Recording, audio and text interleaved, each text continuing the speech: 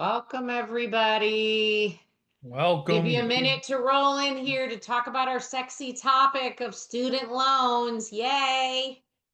Honestly, when I think of like middle of July, beautiful summer night, is there anything better? Yeah. Playing It's a about cold beer and it's student loans. What else would you student think about? loans and 529s versus UGMAs. It's just, it's what we all think about here in New England during the cold winter days here. All right, yeah, awesome. Hey, look at as we're rolling in, tell us first of all, congratulations. Assuming we're all or predominantly class 2025 parents here, that means your kid's going to college somewhere. That's a big deal. So congratulations. Put in the Slack channel or not in the Slack channel. I've been on Slack too much today, Peggy. Put in the chat. Where's your kid going? Where are we going off to? What was the final choice? Let us know. Let's kind of see. MIT, baby. Wow. Let me know if you need anything. My wife works there. Sloan School Management. You're in good hands. Go Hoosiers. Tulane Go Hoosiers. RIT. Oklahoma. One of our pros is in Oklahoma. Yep. One of our pros is a director of scholarships at Oklahoma. Go Sooners. Nice. Clemson. We've Right. got a bunch of cat people down in that neck of the woods. Awesome. We have a great cross section. Providence Friars. Bentley. We don't like Bentley. I'm just kidding. Amazing school, but that used to be our old rivals. I was a Stonehill alum here. Chapman. Wow, look at this. Unbelievable. Good for you guys. Incredible. Yeah, congrats. Yeah, keep them coming in. See, the only theme here is I'm seeing a couple of expensive schools as well as these amazing institutions. So that's probably a large part of why you're paying attention here. So if you're new to us, welcome. If you're what you guys have called yourselves a groupie, welcome back. Or maybe you're somewhere in the middle there. For those of the newbies, just quick introductions, and then we got plenty of content to cover tonight. So we're going to dive in. My name is Matt Carpenter. I'm a founder here at College Aid Pro. I've been doing the class 2025 is the 20th class that I've ushered through this process. So my entire career, I've been in this kind of wild world of trying to shepherd families through this pretty stinking complex maze, as you guys have just experienced, and especially for the first time, right? I think for most families, like, that was even a little bit more than I bargained for, and I heard it was hard. And now we got this last fun step of paying the bill the right way. So obviously that's what we're here to talk about tonight. But you came to the right place. And continue to pay attention to us during loan season. You'll hear from us a lot, as you have been already, because these lenders are changing in real time. So who we might recommend is who we think is the best bet one week, that could change the next week because they'll compete with one another. And when they want to play catch up, they'll offer, specific deals at specific times, etc. So that's why we're annoying you more than normal this time of year because it's our obligation as far as we're concerned. But anyways, you're gonna walk out of here with your master's degree and how to navigate this last step. You're in good hands between myself and the fairy godmother of financial aid, the budget queen, Peggy Keough, new resident of Tucson, Arizona, formerly of Seattle, but truly a Jersey girl. So Peggy, why don't you say hi, talk about housekeeping stuff, and then we'll dive in. Yeah, I'm happy to be here, my 111-degree day here. So I'm happy to be inside and be fortunate to have my air conditioning. So, yep, I have been through this process. Matt's got a little one growing by the day, but I've been through this with my twins. Yeah, go Wildcats. Yeah, U of A. So I get it. And as Matt said, this is your last step, and pretty soon you're going to be waving goodbye. So, try and enjoy all these pieces because, once the kids start that chapter, they're starting a new chapter. So it's all good, but, a little melancholy. So, excited to be here to talk about some of this stuff. And as far as housekeeping tonight, we're both here. We will answer questions if we can. Put them in the Q&A versus the chat. I know we told you to put schools in the chat and everything, which is great. But put your questions in the Q&A. We'll look there. We'll remind you if you forget. You can be anonymous if you want, and we'll do our best to answer them. And the first and many times over question we get is this being recorded? And it is. So you will get a follow-up email with a bunch of great information So if you get distracted, don't worry about it, or you want your spouse or somebody else to listen to this, because we are, as Matt said, we got a lot of content in here. There's a lot of information. So yeah, another twins, Babson and Northeastern. Oh, they're staying, they're going close together. Wow, that's Well, probably a Boston mom, I'm guessing. God bless All her. right. Okay. So without further ado, let's kick this off.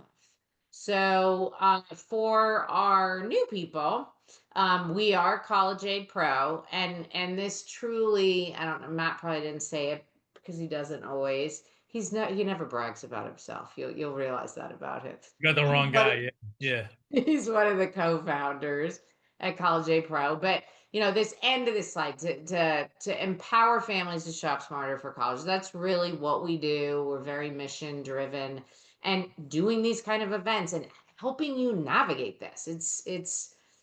It's a weird ecosystem, and you're getting to the end of it. And maybe some of you have younger kids, so then you'll be able to use it on your next child. I unfortunately learned, and then I was done, but is what it is. So that's who we are, and there's the happy couple. All right, so let's talk timeline. So we're almost middle of July here. So depending on the school your child's going to, some of the schools I saw are on quarters and some of them are on semesters. So if they're on semesters, you could be coming very close to paying the bill. Quarters might be a little later because it starts later in September. But as far as doing your due diligence, picking your loans, figuring out what's the best strategy for your family, it's now.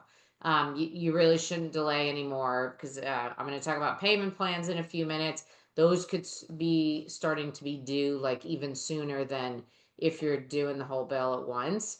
Of course, you're not paying for the whole year. It's a semester or a quarter. And then if it's semesters, you'll be doing this again December-ish, maybe January.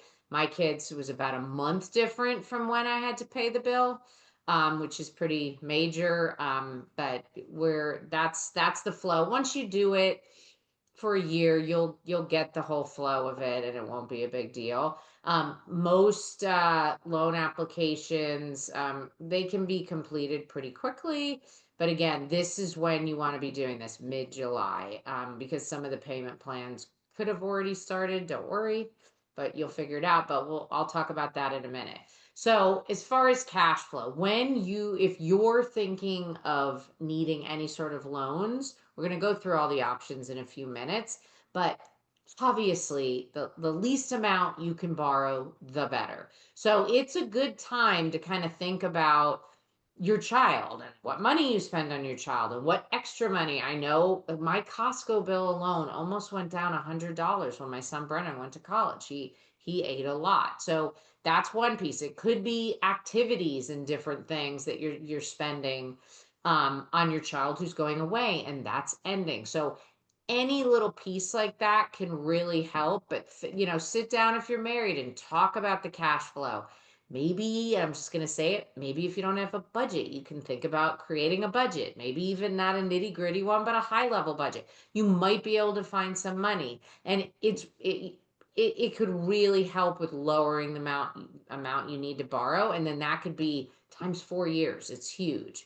So we like to say, kind of hit that reset button, look around. Like I know there's even services now and apps that will look at all the subscriptions you have that you're paying for that you don't use, even like TV. I think of the four different things we're paying for television. You think about it, oh, well, we don't really need to do that, or we're not even using it, we're wasting money. Or if you don't go to the gym and you have a gym membership, probably should just kick yourself in the butt and go to the gym. But you get where I'm going here. Like, try and clean up a little. That's good in general, and then it's really good when you're starting to figure out how much are we going to have to borrow to cover these bills that are coming up. So payment plans. Almost every college has a payment plan. And a lot of times they're called out right on that financial aid award letter toward the bottom. If you are sitting here saying, I don't know what a payment plan, I've never seen it, reach out to the college and find out about it. But they all, a lot of them will utilize these third parties to administer it. And they all could be a little different. One could be 3 times in a quarter, one could be 4 times in a semester. Typically, they're not charging interest on your payments. Like if you pay your car insurance monthly, they're not trying to make money off it. They're just trying to help families pay. There will be an enrollment fee. You can ask to have that waived, especially if, maybe you're in a hard financial situation. Doesn't hurt to ask, but that's usually the cost for it, is this one-time enrollment fee. And say you figure out, the delta on the bill is 10,000. You don't have to do the payment plan for the full amount. It's your payment plan, so you can decide. But you want to get this set up ASAP, and it can be really helpful. Like I talked about cash flow. Maybe that'll help if you're making 4 payments over a semester and you're coming up with funds every month that can go toward it. It could be less to borrow, and then you put it toward that payment plan as you're getting paid, as extra money is available potentially. So now let's talk about resources. Matt talked about 529s and UGMAs and UTMAs at the beginning when he was kidding. So these are all resources that families have. I'm going to skip to the second bullet first because that's the most common, are these college savings plans. 529s, it's a college savings plan. Coverdale, prepaid tuition plans. I used to live outside of Seattle. We have a guaranteed education tuition plan. You buy when your kids are younger at that tuition price, and the idea is the prices go up and that's your rate of return. So all of these accounts usually are owned by the parent or sometimes grandparents, and the student is the beneficiary. So that's why you saved it. You use it for qualified education expenses, and you're good to go. The top bullet, the UGMAs and UTMAs, that's a little different. That's a custodial account is what we call it, and it's actually a gift to the beneficiary, which would, if your child has one, it's a gift to them, which means it has to be spent for the benefit of them, and it's considered an asset of theirs. So there's a way to get it out of their name and be an asset of yours as a parent, which is assessed at a much lower rate. This is something, if you have one of these, to jot down. I'm not going to give advice about how to handle these UGMAs and UTMAs because that's a one-on-one conversation, and there's tax consequences when you liquidate these, which you will have to do to pay for college, obviously, and you would have to do to move it over into a parent's name. So that's something you're going to want to get help on, but that is a bucket. Another big bucket that, if people are lucky enough to have this, is outside people that want to help. Grandparents typically, or maybe you're a Microsoft person and you've got Microsoft grants and you've kind of earmarked them. So you want to think about the tax consequences of that. So all these things there's a lot of good planning opportunities here, but these are the different buckets. And people love to ask, well, shouldn't I just use up my whole 529? I don't want loans. Not necessarily. You're really going to want to look at this over 4 years. And Matt's going to talk about it in a few minutes. There's certain loans that are use it or lose it. So you might want to take out those loans freshman year, because junior year, you're going to need some help. So you want to map this out over 4 years. So let's just talk really quickly about 529, since a lot of people, this is their go-to. You must use the funds in a 529 in order to pull them out tax-free without a penalty on qualified higher education expenses, which is pretty much what you would think they are: tuition and fees, room and board, books, not travel. That's the one that people get caught up on because it's logical. I'm flying my kid to college. Of course, that's a college expense. Well, that's not what the IRS has earmarked. So no plane tickets. The cost of those can be pulled out. How do you get the money? If you're the owner, it can be sent to you. You put it in your checking account, you pay the college. It can be sent to the college. I like the first option better. That's just me. That's how I did it. I'd prefer not to have it going to the college and then I have to track it. And then they're like, oh, there's a resource. It shouldn't affect anything, but you never know. And during these college years, for as far as taxes, if you do your own or you've got a CPA or an accountant that helps you, you need to keep a paper trail, because when you take out these withdrawals, you're going to want to make sure you have proof that it's paying for tuition, fees, room and board, books, anything the college requires. So when in doubt, keep it, throw it in your tax file in case you get audited. Last but not least, the timing of the distributions. You want to make sure the tax year, not the school year, but the tax year you take out money, that's when you pay the college. And this is usually not an issue in the fall.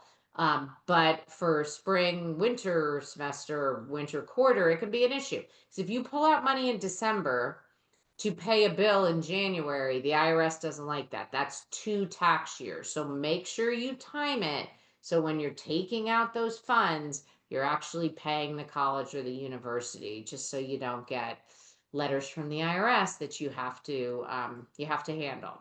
Last thing I want to talk about is that this is a very good tax credit if you are eligible. It's 2,500 per child per year. So if I was eligible, I could have done 5,000. And what a tax credit is basically when you do your taxes and your bill is you owe 25,000 in federal income tax.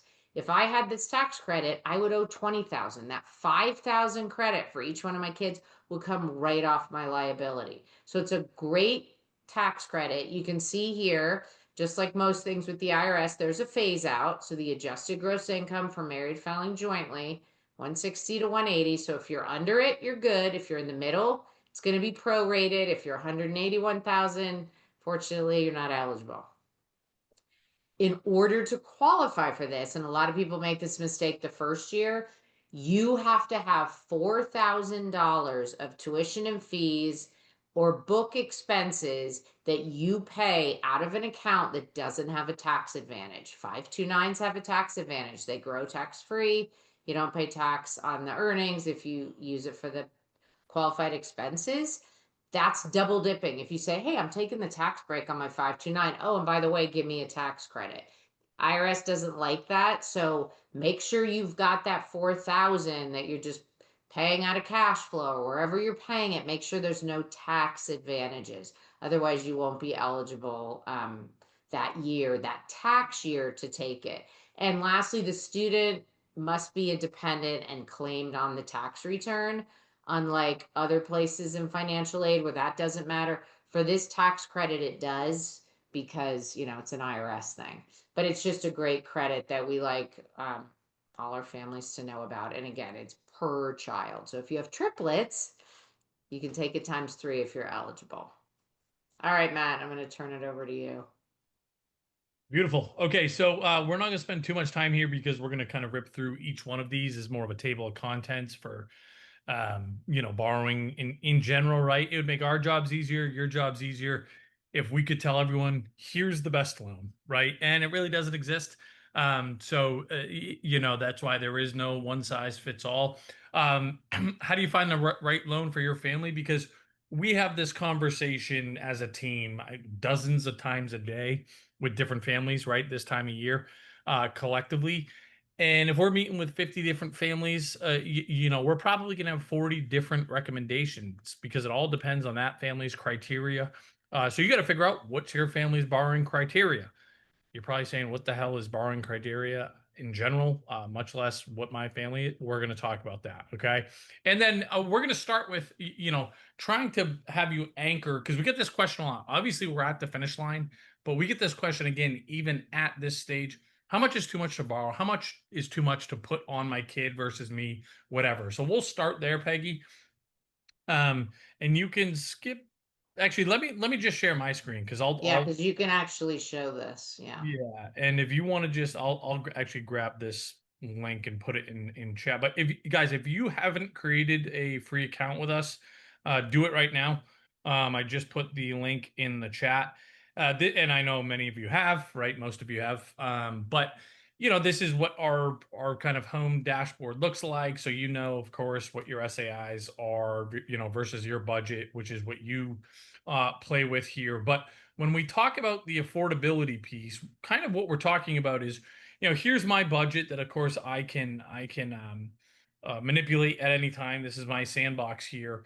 But then where does the colleges that we're applying to, and again, I understand we're at the finish line for you all, where do they fit with my affordability based on the 4-year net cost and what I can, budget towards it? So if I click on Loyola and I go to the affordability tab, this is what we're calling a good end result. Well, why is that?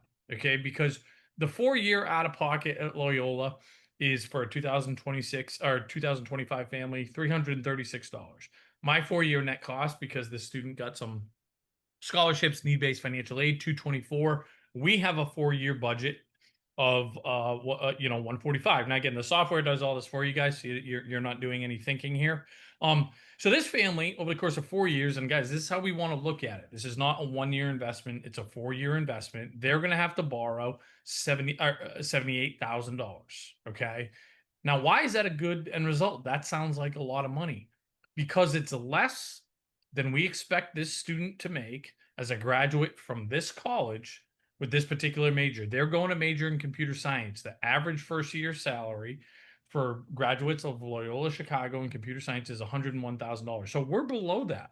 So that's okay. Now, if this student was going to be elementary education, teacher, right? God bless, but the average starting salary is going to be closer to 55 or something like this. So we're going to be in that caution phase, right? So for any school that you want to put in there, you can get a good idea of, okay, well, what's the average starting salary based on the major? And maybe you guys are undecided. You can plug a couple in there, and that can help level set what that ideal threshold would be. Now, do we want to be below it? Of course, we want to be below it. The next place we want to be, we're going to talk about, is below the federal direct student loan, which I'll talk about in just a second here. And obviously, the dream is we're not borrowing anything. And to be clear, guys, the vast majority of American families going to college in the United States today, you got to borrow something. So if that's you, no shame, and you're in good company. Let's put it that way.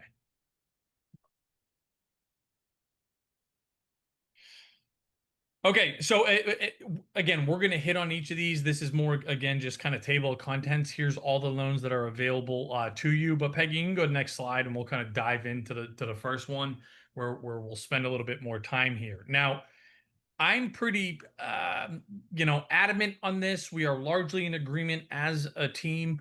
But I recommend, let's put it this way, I recommend, as somebody's been doing this for a long time, likes to think they know what they're talking about. I recommend every single family, and this is probably the only one of the few pieces of universal advice that I give, in this journey. I recommend every single family take advantage of the federal direct student loan. I'll say that again. Every single family should take advantage of the federal direct student loan, even if you do not need to borrow. Okay. And I'm going to talk about why in just a second here. So, just for a little more explanation as to what it is. So long as you completed a FAFSA, and by the way, guys, even if you didn't yet, it's not too late for this. So long as you completed a FAFSA, the student is eligible to borrow up to $5,500 freshman year, $6,500 sophomore year, $7,500 junior and senior year. Depending on the college and depending on your family's student aid index, your SAI, you could have amounts up to $3,500, $4,500, $5,500 each year subsidized. Okay, that means the federal government is picking up the interest. This is zero interest that's accruing during those 4 years of college, and you get a 6-month grace period afterwards. Now, this is the only, in Peggy's words, kind of true student loan. Okay, this is the only amount that you can borrow, or the student can borrow, without a cosigner. Okay, they don't need established credit. They don't have to have any type of income. Again, they don't need a cosigner. They're guaranteed to get these amounts so long as, again, you complete the formalities of the FAFSA and some other steps. Again, simple kind of online steps here. So if you need to borrow as a family, we're going to start here. It's a relatively low fixed interest rate, incredibly flexible repayment terms, the most flexible repayment terms for any loan you're going to find. Okay. So no brainer for a family that needs to borrow. Boom. I'm done thinking. I start here. And if I have to borrow more than that, then we have decisions to make. Now, some of you are saying, why the hell would I want my kid to borrow if I don't need them to borrow? We have the resources, and we're just in here tonight to learn about how to disperse 529s versus UTMAs or whatever. Well, the reason is, number one, and this is a lower on kind of the priority scale. I'm just a big believer, and there's data to support this. In addition to who cares about one man's opinion over here, anecdotal opinion. Kids do better when they have some skin in the game. And if students, just like we just showed in the software, If the end result of your family is the student takes out the federal direct student loan of $27,000 and that's all you borrow, you've hit a grand slam. That is a smashing success. I don't care where they go to school. I don't care what they major in. God bless, you're in great shape. Now, even still, I get it. I don't need my kid to borrow. I have the resources. Perfect. Take out this loan each year. Pay it off for them instantaneously. Okay, as soon as the money's dispersed, guess what? This loan's only in their name. So they're going to establish credit. And if you do this each year, they'll graduate, even with nothing else, with like a 780 credit score, right? Very established credit. It's an unbelievable perk. If you are fortunate enough to have resources where, again, you don't need to take this out, you still should, right? For that reason alone, again, it's amazing perk. Your kids are going to be able to go lease a car themselves, lease an apartment themselves, etc. as 22-year-olds. Another important reason that I don't want to overlook, that some families say, yeah, but I don't need to borrow until my student's junior year, senior year, whatever, or colleges will look to see if you took out this loan. And if you didn't, it is very plausible that it can negatively impact your financial aid award letter in subsequent years, because they're going to say, we offered this family too much financial aid. They didn't take advantage of it. So we should reduce their package by X amount. Or you might want to go to appeal. Say 2 years from now, you lose a job, or you have a younger sibling entering college. You want to go back to the college to get a better deal. One of the first things the appeal committee is going to do is they're going to say, did this family take out the federal direct student loan that we offered them each year? If you did not, you're almost guaranteed to have an unsuccessful appeal. So you're kind of hedging in that sense, right? So anyways, that's yeah, no. And the question is, if we pay off the loan immediately, will colleges? No, because colleges have no visibility of this. The colleges only have visibility of whether or not you've taken out this federal direct student loan. As soon as you have, that is your relationship between you and the lender. The colleges will have no idea if you pay that off the next day or 30 years from now. Yeah, you don't want to pay it off like 2 days later, because there has to be time for it to hit your child's credit report, but very quickly after. And there was a great question I just want to pull out. Somebody asked, did this subsidized version that Matt just talked about go away with the passing of the new bill? Hallelujah, it did not. Okay, that was on the docket and the Senate got rid of it. So no, the subsidized version still exists. And that's a great question. Yep, great question. Way to pay attention. Okay, so I will not belabor those points, which I already probably belabored too much, but here it is again in writing, everything that I said essentially. Okay, so this is the Oh, and this interest rate is a little off. God, I don't know how this slide got in here. So was that it's Peggy? 8.94%, the interest rate. It's not Why are you calling 9.4. yourself out as if anybody's gonna freaking know, Peggy? I can't And guess what? see things And when they're guess what? not Now right. everybody knows. Now everybody knows that you're a slacker and you don't pay attention to detail. I'm going to be transparent, so I'm good with it. So this is the federal program for parents that need to borrow money to send their kids to college, right? The plus loan. We always call it the parent plus loan to make it very clear that you are borrowing this money. Your kid is not attached to it in any capacity. So if you want your kids to have formal skin in the game here, beyond the federal direct student loan, you can cross this off the list as an option right away, unless you want to do a handshake agreement or whatever. But this is just the parent's liability. Peggy said it right. The interest rate, effectively, again, it's the difference between next year's rate and last year's rate is truly negligible. And when between the fixed interest rate of about 9% and the origination fee, you're effectively borrowing at 10%. So it's not a cheap option for most families, right? But this loan dominates the market, right? For a few reasons, dominates the market. Number one, a lot of you might recognize this, remember this. A lot of colleges, shame on them, will include the plus loan in their financial aid award letter. So they're presenting it to you as if maybe it's your only option, or that's the loan you have to take at this school. So people just assume, right? We're all kind of, green consumers if we're going through this for the first time. So if they say the difference to send my kid to UC Davis is take out a $60,000 plus loan, I guess that's what I do. No, to be clear, you have zero obligation to take out that loan or any loan. for that matter. Okay. I know you guys are getting hammered in your inbox from a bunch of different private lenders, state lenders, whatever. This is your choice. So let's be clear on that. Um, so those are a couple of things that maybe are on the negative side of the balance sheet for the plus loan. I think probably the interest rate, specifically, again, for some families, it's a negative that the kid isn't attached to this at all. That, of course, that's not the case for everybody. But for some families, this loan is going to make sense. Who's going to make sense for? Number one, this is by far, and there's not a close second, this is by far the easiest loan to qualify for. So for many or a meaningful percentage of families, you don't have a choice. If you want to borrow money to send your kid to college, and you don't have strong credit, you don't have, maybe you're unemployed as well, you've got little to no income, the plus loan might be your only option. They're by far the most lenient with credit score, and you can have zero income. It doesn't matter. Income is not a factor for qualifying for this loan or not. So for some families, it's the only option. So if that's you, well, that's a good thing, right? That we have an option, right? The other families that it might make sense for is the federal government, just like the student loan, this applies to parents as well, by far the most flexible in terms of repayment terms. Okay.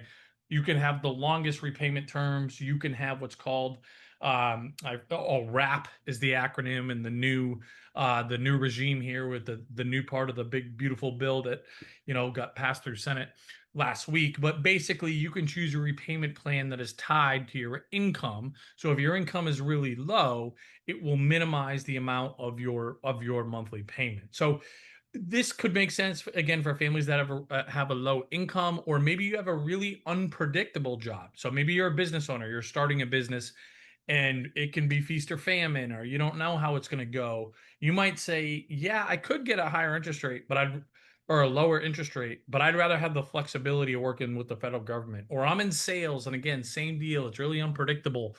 So, okay, yes, it's more expensive here, but I like that flexibility in the repayment plan. So those are some of the big features there. And Peggy, you can go on the next slide. I'll see if I missed anything that I want to add here, or I probably didn't.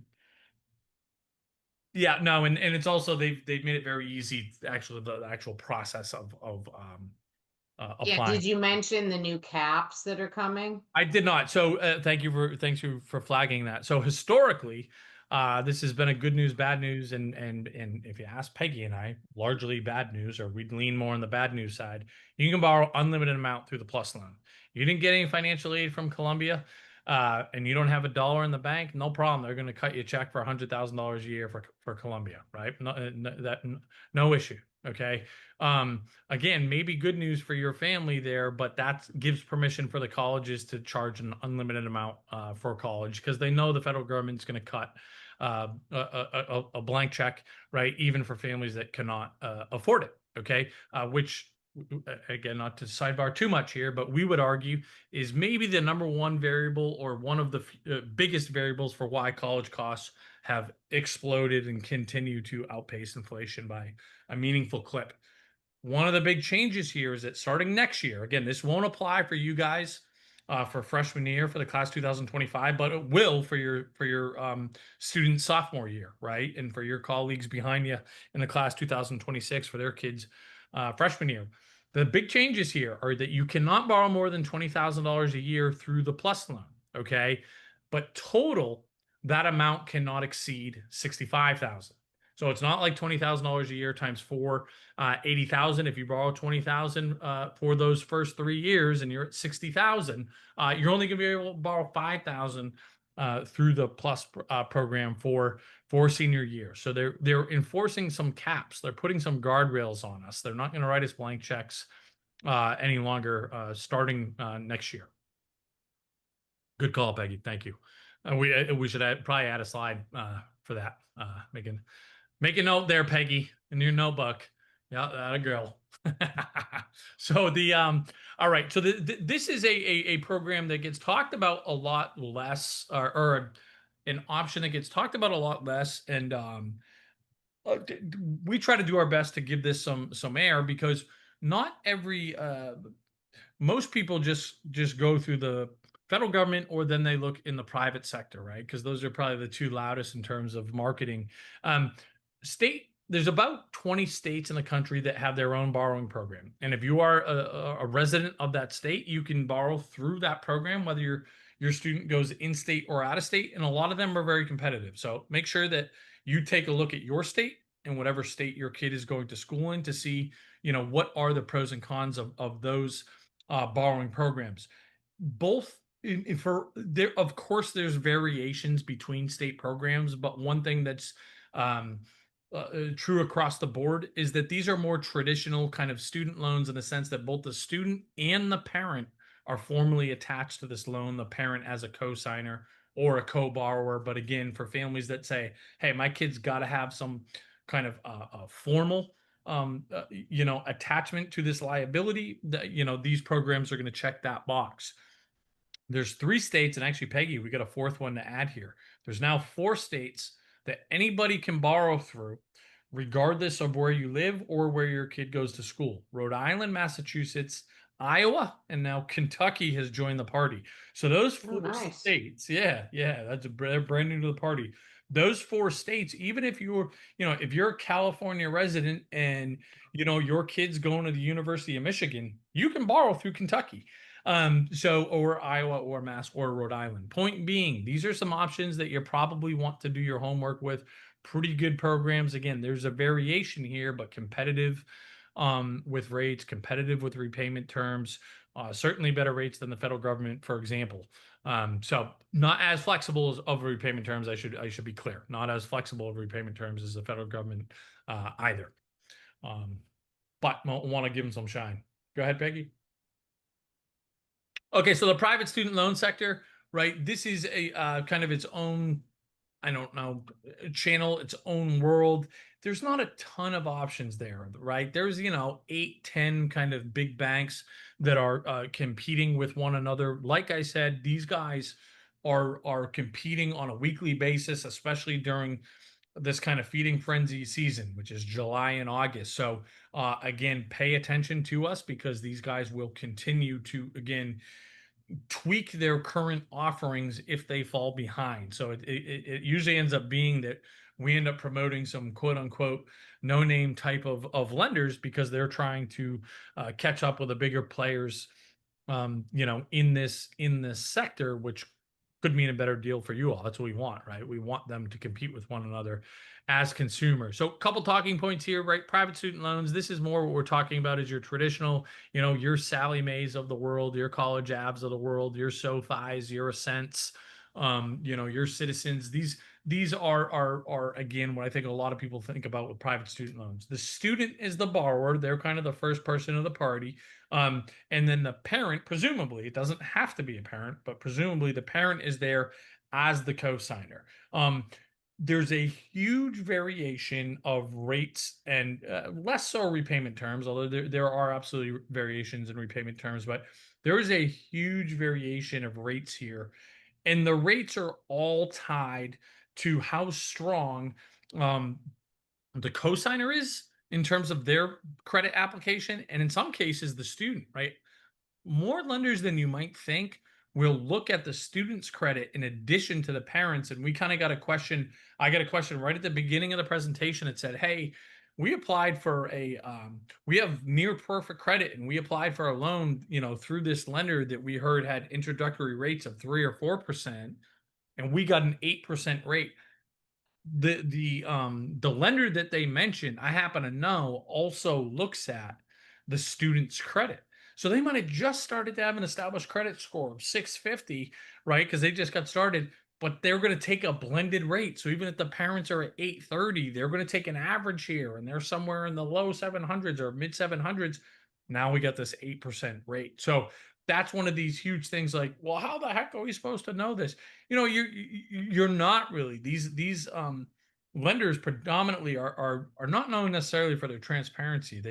And of course, again, I'm speaking painting with a broad brush here. There's certainly a spectrum, but that's why we want to make sure that, again, you got to understand that we want to poke around, right? And we want to do some shopping just like we would for any other to get the best deal, right? To borrow this money for as cheap as possible. A couple other factors with private student loans, there's with very few exceptions, no origination fees, right? So that's a nice feature about the private student sector. You're going to have less flexible repayment terms. These are private companies you're dealing with, right? This is big business. This is not the federal government that is going to work with you in the same way that the federal government will, if you get in a situation where you can't pay these loans back or you're having a lot of trouble. This is more of the, come hell or high water, you got to figure it out type of deal. So again, and you can go to the next slide here, Peggy, and probably even the one after. Well, yeah, go ahead, Peggy, because I'll bring us home in a little bit.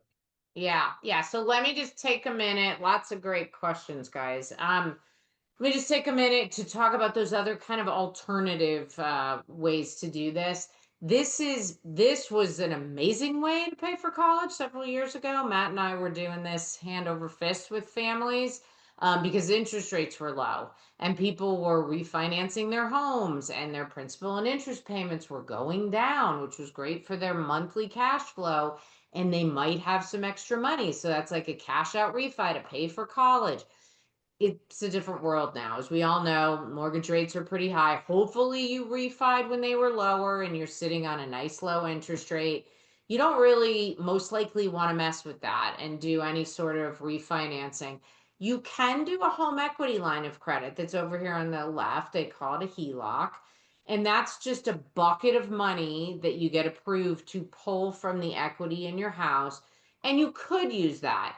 That's going to have interest payments that are variable. So if interest rates go up, your interest payment's going to go up. So I can't recommend these to people on a webinar en masse. These are the different tools around mortgage. I just talked to a family today and he said, well, shouldn't I just have the HELOC? And I said, yeah, just go ahead and apply for it and have it there as an option down the road as you're looking at loan options. You can compare the different interest rates. What's nice about a HELOC is you don't pay anything until you actually take some of the money and you only take what you need. So not as big an avenue right now just because of the interest rate environment, but it is something that people do. Somebody actually asked a question in there that I haven't answered yet because I'll be honest, I'm not totally sure what the answer is. They said if I take money out of my 401k, I don't think the person meant a loan. Can I still do the American Opportunity Tax Credit? And you stumped me because I would have to look that one up. Matt, I'm guessing you don't know that one either. Wow, what's funny? I took a stab at it. I answered that question because I feel pretty confident. So long as the adjusted gross income stays below the threshold of the 160 to 180, you're okay. Again, you have to fact You check. have to look at that because You you're got going to to take fact a check me on that. distribution. But know Yeah. what else I said in there, Peggy? Please Ask your don't do that. CPA. Yeah. Well, but Ask. I said do not take a distribution for your 401k. That's such a last ditch option for all those reasons. You're going to pay more in taxes, you're going to pay penalties if you're under 59 and a half, and you're going to be eligible for less financial aid in subsequent years. Yeah, Right? it's not, it's usually, and you're robbing yourself. This slide's talking about a loan versus a distribution, but Big you're difference. still taking money out of your 401k and it's a bit risky. Like if you lose your job and people lose their jobs, right? You'd have to repay it. So I always tell people through the years, if this is your strategy, maybe the school's not affordable, but I'm speaking to the masses. You might have a $3 million 401k and it is affordable, but just understand all the ramifications of doing it before you do it. And that's a great thing to run by your CPA and what's your tax bracket going to be and all that fun stuff if you're going to take a distribution. Life insurance. So some people have what's called cash value life insurance. The big takeaway here, if you have that and you have a nice cash value, you're going to want to borrow against it as opposed to taking a distribution. You see this common theme. If you take a loan off it, that's less likely to affect it probably won't affect your financial aid eligibility. Whereas a distribution will hit up and it definitely will. Be very careful if you don't have cash value life insurance. Don't just run out and buy it. You want to talk to somebody who's aligned with what your goals are. If you're trying to put some money into a policy for financial aid reasons, all of you guys have already submitted financial aid forms. You have a child about to go to college, so that's not something you're going to do right now. But if you have that, borrow against it to pay for school, understand all the pieces of it, you know, what your cash value is. You don't want to go get underwater. There's a lot of pieces there. So if you have an advisor or somebody who's helping you, definitely leverage that if that's one of your options. Okay, Matt, I'll turn it back over to you to wrap up here. Yeah, bring us home here. So look at this is the this is the conversations that you guys want to be having right now, with yourselves, with your spouse, with your student, with your ex, you know, whoever's involved in this, you know, kind of last part of the process here. Because if somebody again just walks into my office and says, "Tell me the best loan to take," I'm going to say I'm going to have to ask them these types of questions, right, in order to be able to direct them in the right direction for them. Because the next person is going to walk in my office, have different answers, and I'm going to have a different recommendation for them. And this is going to be some of the biggest drivers, right? How much does the rate of the loan matter? Of course, it's front and center for all of us. That's the first thing that we're going to look at. But when we mean how much, I'm kind of following that up with questions 2 and 3 here. So who should be on this loan? Because I have some parents that say, "Look, I don't have any savings. I got to put 3 kids through college. This is just my first one. They have to take all of this on, or at least the lion's share. And I got to be, you know, I'm willing to co-sign, but I got to be off that loan as soon as possible because I got to worry about their younger brother and their younger sister." You know, this is probably resonating with a few of you. So what's going to be really important for that family is that they have what's called an early co-signer release program, right? So some of these private lenders, some of these state lenders have these great early co-signer release programs where once the student graduates, if you've made 12 monthly payments in a row and the student has some type of established credit, the co-signer can be released from that loan. Perfect. That's an important feature for that avatar family I just described. Guess what? You're going to pay a little bit more in interest, right? To have that option. So, and that's how you got to think about this, right? Like, what levers do I want to pull? Because again, like we said, there is no, you know, secret, hidden, perfect loan that's the best fit for everybody. Okay. Now, again, other families like I don't care. I don't care who's on the loan. It could be mine. It could be the students. Give me the lowest rate, and you know, and again, that's going to kind of put us down a different path. How much do I value consumer protection, flexibility, and said another way, almost insurance, right? 3 and 4 go really, you know, um, hand in hand here. So I talked about it earlier where maybe somebody says, "Hey, yeah, I could actually qualify for a lower loan rate," right? I went through this private lender and I got a 6% interest rate. Okay. And that's, you know, seems pretty competitive. But man alive, is my business unpredictable? And I don't know, you know, I might be willing to pay a premium to take out the plus loan. Yes, it's more interest, but I just really value that flexibility. And if, you know, the worst happens and the business doesn't work out, I'm almost paying a higher interest rate. I'm almost looking at that as insurance because, you know, again, now I'm going to be working with a lender that's going to be work with me in a way that maybe some of these private lenders or state options, certainly home equity, will not. Okay. So these are the things that you need to start thinking about because again, by process of elimination, this is going to point you into the sector that makes the most sense, you know, for you and for your family. And again, I just keep this one on here. We think about removing it because home equity used to be, you know, maybe the best option for the most people, but it's just not that way in this current climate. But it's kind of grandfathered in there just as uh, I don't know, conversation piece.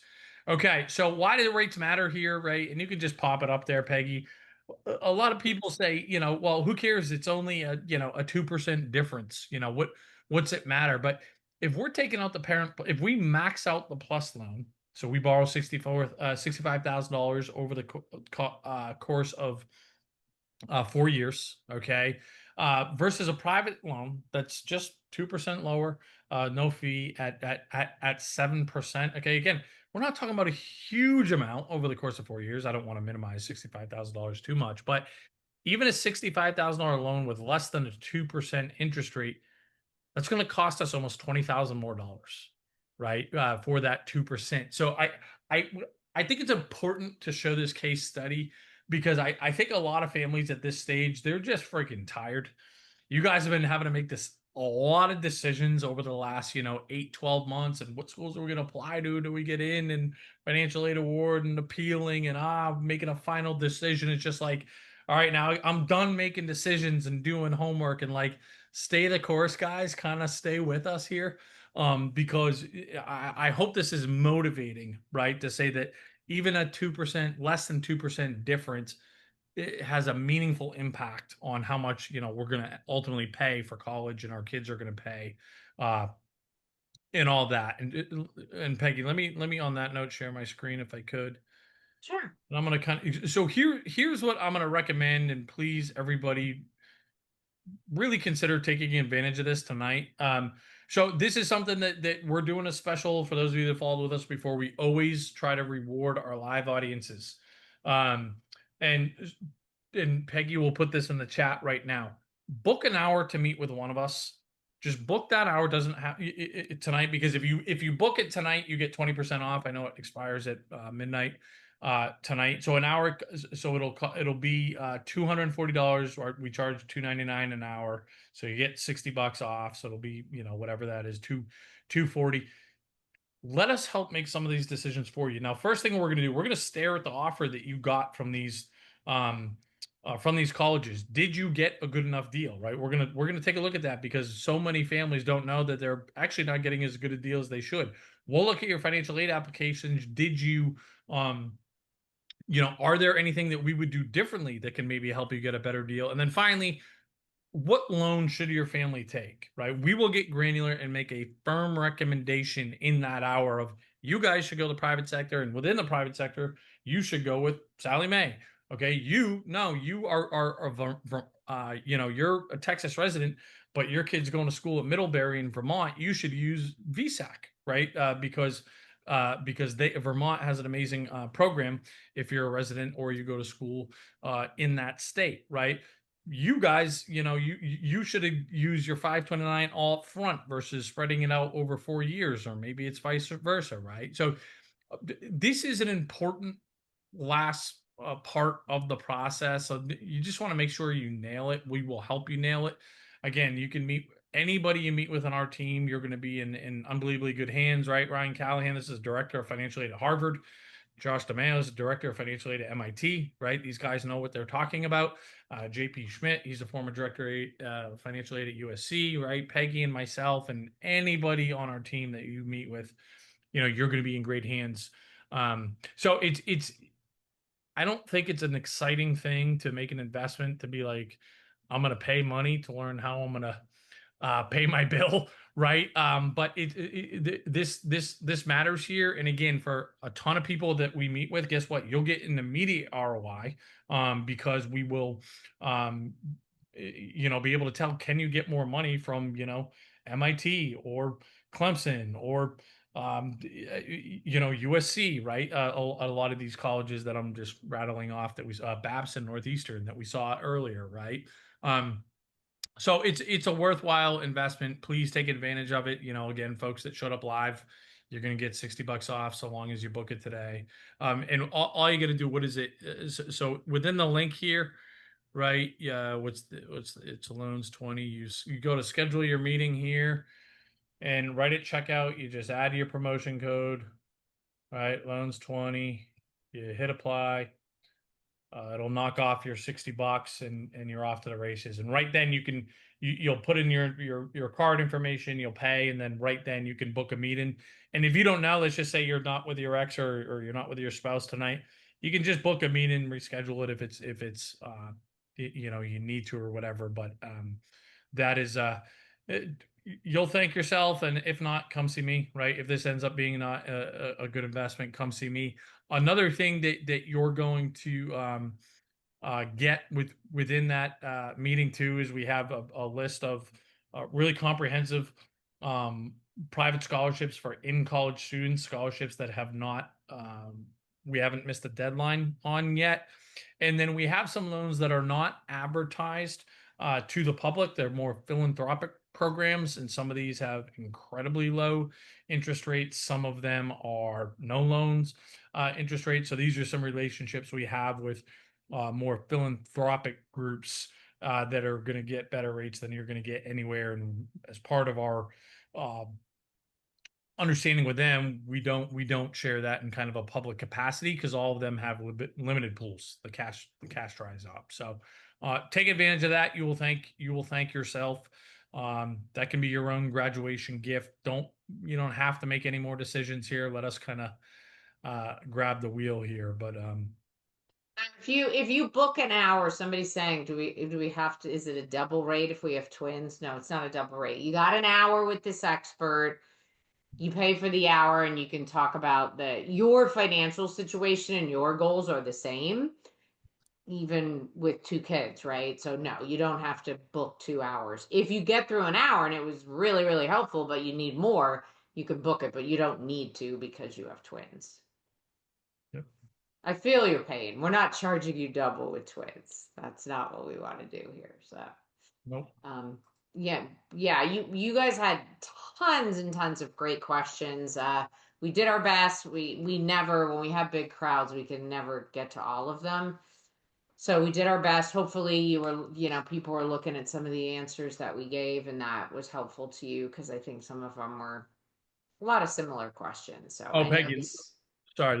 One thing just real quickly here, and if you would, Peggy, put our College Aid Pro link in the chat again. So at this stage of the game, right? Again, we're trying to guide you through every pain point here, right? So again, number one, you can upload your financial aid award letter. We'll tell you if you got a good deal from Boston College or Amherst, and we will gut check what you were offered. But on this how to pay the bill part, right? When I go to um, when I go to Loyola here, this is my, you guys don't need to be using spreadsheets anymore. We'll automatically populate. Here's the cost of attendance, right? You've uploaded your financial aid awards, or here's how much you got in financial aid. Again, it'll all automatically populate here. Here's your budget. And this is your sandbox, right? So you can be like, oh, grandparents, I thought they were going to only come up with the $250 they gave us at Christmas, but they gave us 2,000 at graduation, right? And I'll update in real time. And we're definitely after tonight's present. We didn't want our kid to borrow, but now after tonight's presentation, we want them to take the $5,500, right? Okay, so now we're only looking at 67K, and I did my after we looked at after we took Peggy's advice and emptied our junk drawer, we came up with another, you know, $3,000 here. So now it's 15,000 or whatever. So, anyways, this is I think a really helpful sandbox that can help you get down to a dollar. How we're going to figure this out, and then now it's maybe like, all right, now I only have to take out um, $4,000 here, and then finally, when I do have to borrow whatever amount, we'll take you through our suggested steps of, again, this is a different school, UC Santa Yeah, and Barbara. we also have in here because people were asking me, I did tutorials about how to do the loan counseling. So if you're in our software, you got all that. You how to do the loan counseling one-time deal and how to sign the promissory note. So that's all in there. We got you covered for the whole process, That's basically. right. Peggy does step-by-step guide through the master promissory note, the loan counseling. It spoon feeds you and your kid what you need to do for that money to change hands between the federal government and the college. So yeah, it's all in there. So all right, Peggy, my dearest, you're the best as always. And yeah, thanks for everybody for all the great questions. Congrats on all the Yeah, unbelievable colleges. congratulations. You got through it and you're almost there. Almost So there. have a That's great this rest of moment, the summer. Have a great night, everybody. I guess.